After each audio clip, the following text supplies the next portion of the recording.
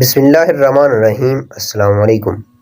بابا فرید رحمۃ اللہ علیہ نے پاک پتن میں زمین خریدی اور پھر ایک شخص نے دعویٰ کیا کہ یہ زمین اس کی ملکیت ہے۔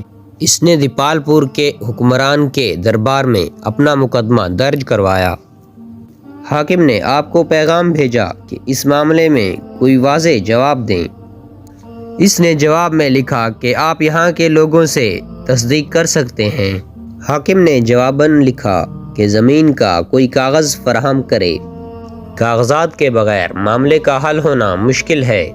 بزرگ نے لکھا کہ اگر آپ کو میری بات کا اعتبار نہیں ہے تو آپ یہاں پر خود تشریف لے آئیں اور زمین سے دریافت کر لیں۔ زمین آپ کو خود ہی بتا دے گی کہ وہ کس کی زمین ہے۔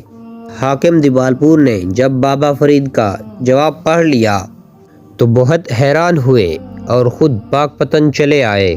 ان کے ہمراہ کئی لوگ تھے کہ جا کے یہ دیکھیں زمین کیسے بولتی ہے۔ وہاں پہنچ کر حاکم نے زمین کے جھوٹے دعوے دار سے پوچھا کہ اسے بولو، کیا یہ تمہاری زمین ہے؟ جھوٹے دعوے دار نے بآواز کہا کہ اے زمین بتا، کیا تو میری ملکیت ہے یا پھر مولانا فرید کی ملکیت ہے؟ زمین سے کوئی آواز نہیں آئی۔ بابا فرید اس موقع پر وہاں موجود تھے۔ آپ کی جانب سے آپ کے ایک خادم نے زمین کو مخاطب کیا اور کہا، اے زمین تو بتا، کیا تو اس جھوٹے دعوے دار کی ملکیت ہے یا بابا فرید کی ملکیت ہے؟ زمین سے آواز آئی کہ میں بابا فرید کی ملکیت ہوں۔ زمین کی آواز سن کر ایک شور بلند ہوا اور زمین کا جھوٹا دعوے دار وہاں سے فرار ہو گیا۔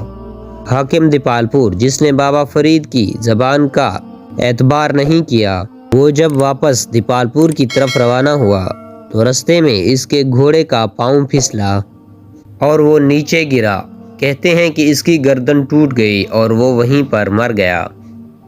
جی ہاں دوستو، سچے لوگوں کے حق میں ہر چیز بول پڑتی ہے۔ اللہ تعالیٰ سے دعا ہے کہ ہمیں ہمیشہ سچ بولنے اور سچ سننے کی توفیق عطا فرمائے۔ آمین۔